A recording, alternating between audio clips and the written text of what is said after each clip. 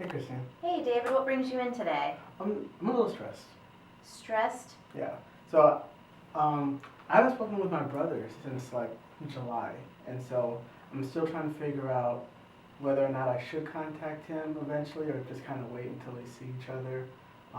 There's some things that transpired over the summer, and it just kind of like bothers me, but then it doesn't bother me. I mean, it bothers me, but I try not to think about it too much, or else I just get really upset. And so, um, yeah. Okay. Have you spoken to anybody else about this? Anybody in your family, maybe? I mean, the only people I really, well, only person I really talk to is my mom, and so we kind of talk about it. Mm-hmm. And so she's always like, you should call him, and I was just like, no, he needs to call me, because Okay, so it sounds like you're conflicted between, what your mom should, feels like you should do and what you, want to do or don't want to do. right. Okay. How does this make you feel on a day-to-day basis? Day to day, I don't really think about it as much until my mom calls me, and then we just start talking about stuff, and then Mm-hmm. kind of remember that now she's living by herself, and just kind of like, then I start thinking about why she's living by herself, and then I just get like upset, and then to myself. Mm-hmm. And then that's pretty much the only time I really think about it. And so Thanksgiving is coming up, and then so it's kind of like, well, this is where I might see him for the first time Mm-hmm. in like 3 or 4 months. So you feel maybe a little bit stressed out about the upcoming holiday, and both of you will be in the same location, and you really just, don't know how to handle that? Yeah. Yeah. Okay. Have you considered reaching out to him? I think at this point, I don't think I need to. Mm-hmm. Um, I've done a lot of reaching out over the course of his life, and I've always said, hey, if you need something, Mm-hmm. call me.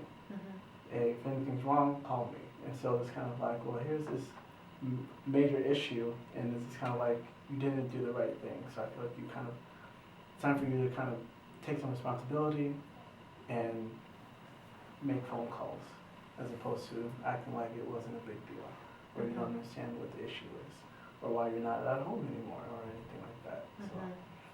I understand. How do you think he feels about this?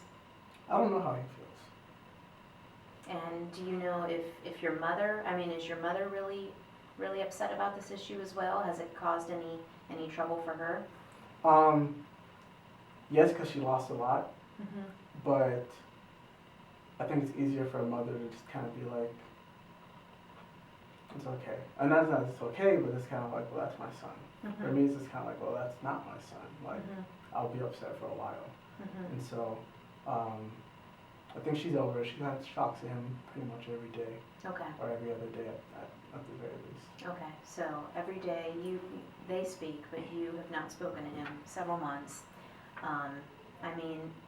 Everybody has different personality types. Sometimes those personality types clash.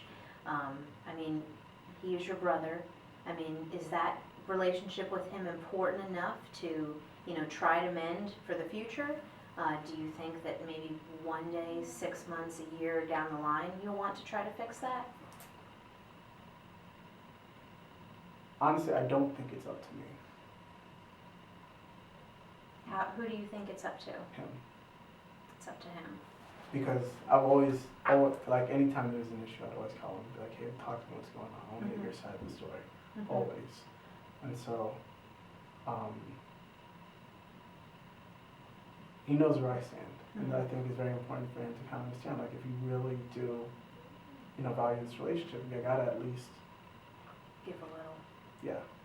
It sounds like you're a little bit frustrated because in the past you've always been the one to try to mend the relationship between the two of you, or you've at least tried to. Well, in realistically, there's really never everything that's ever happened between him and I. It's always me reaching out to help between him and our mom. Okay. So they'd get into an argument, Mhm. and then I would call and just try to facilitate it, Mhm. from here naturally.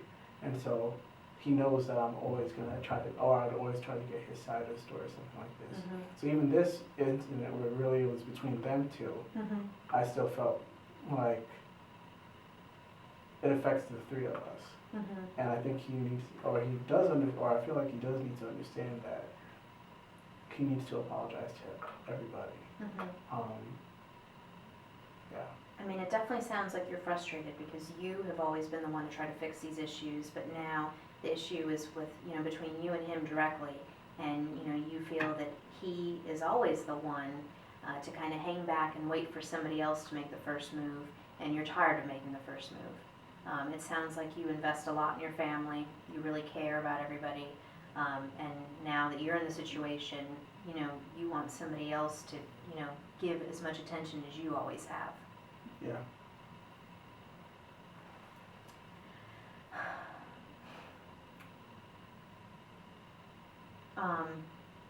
You have had no communication with him at all Not a word since, since the summer? oh yeah. Not a word. How do you think it would make you feel to make that first move, even though you typically and historically have always made the first move? There'd be a lot of swearing. Mhm. So I think that regardless of if I called him or if he called me, it'd be the same result. Mhm. I think it's one of those things where he needs to know that it's coming, Mhm. and like I shouldn't have to call him to do it. He should be able to call me and be like, hey, you know what, I did mess up. Mhm. Mhm. I mean, I don't know the full story, and I don't know you two very, very well, but I know you are the older brother, and you do sound very, very mature, and that you've always been the fixer in the family and in that relationship. And I understand that in many cases, there always is somebody in the family who's always that role. So, I mean, have you, you haven't really considered doing so? Are you completely okay, just forgoing the relationship and waiting on him to contact you? Or Thanksgiving, which I've actually consciously tried to decide to not go home for, but then the mom came up, I guess now makes a week ago. Mhm. And so she's really keeps talking about it as if I would come home. And I was like, all right, well, I guess if she thinks I'm going home, I might as well just go home. Mhm. But it wasn't my plan, but now it is. So it's kind of like, well, at Okay. this point now, it doesn't really matter whether or not if he calls me because he's gonna go down there, And so now we're both this is gonna be there. this is an issue you both will have to face in a little over a month. Yeah, and I don't know if he knows I'm going or not. Okay. If you decided not to go, I can't not go. I bought the tickets. I'm gonna go. that's good. I mean, at least you know that much in the situation.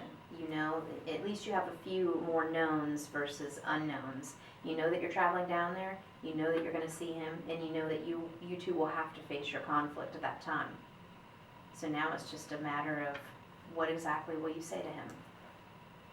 And you don't have to figure that out now, but you can think about that over the next 5 to 6 weeks, and really figure out what you want to say to him, and maybe it could be a learning opportunity for the two of you.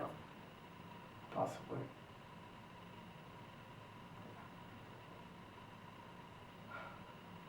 I think I'm also doubly frustrated because when they do talk, because my mom always tells me like, oh, has Josh called you? I'm like, and I'd say no. She's like, well, I told him to call you. He said that he'd call you. So it sounds like your brother is kind of playing the side, playing your mom's side as well, and even maybe being dishonest to her about his intentions. Right. Saying that, you get around to it, but it's really, you're not doing anything else because you're not playing any sports this time. Like, you literally just go to school and you go back to the house. Mhm. So you have all the time in the world. Mhm. So why can't you call me? It sounds also that you're pretty hurt over the situation. Aside from being frustrated, it sounds like you may be a little hurt. Yeah, a little. It's understandable with him being family. But yeah. Yeah. Do you have anything else to share? About the situation, anything that you want to, talk about, or anything else that's really bothering you about, the relationship, the state of the relationship of you and your brother? I think a lot of it is more frustration that I don't think he understands a lot. And so we had the same upbringing, but Mhm. at the same time it's completely different. And so like my mom raised me with his dad Mhm.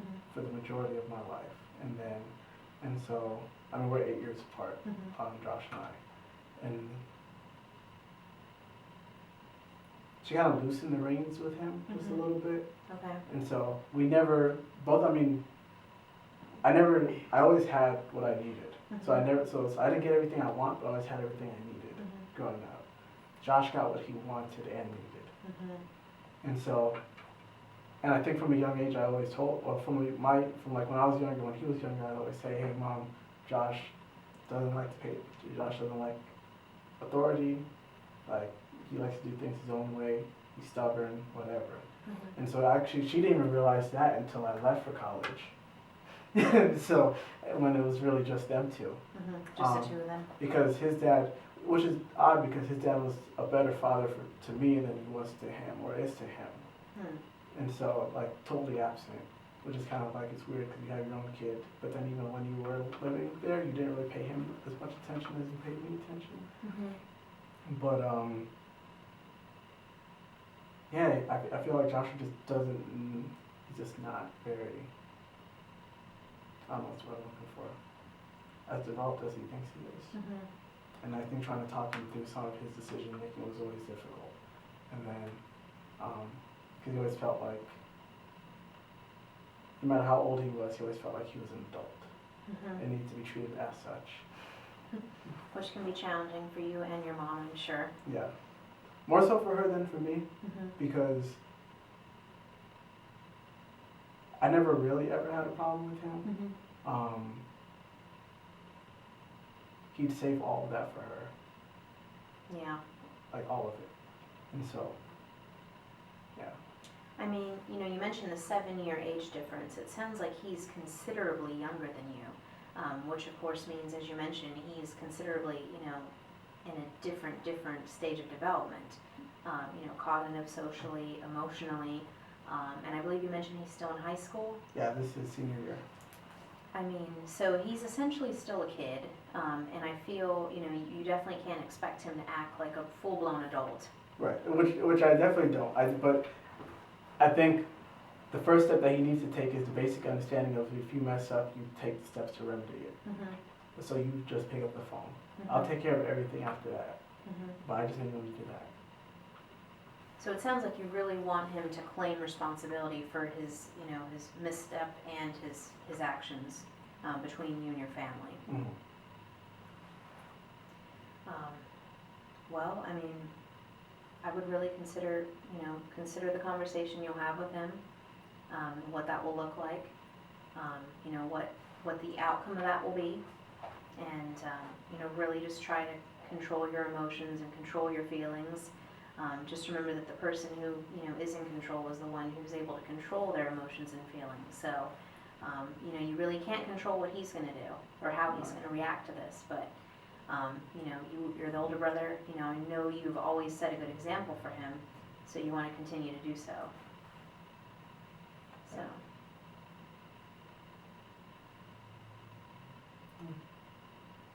Well, if you want to chat anymore, you know where my office is. You know where to find me.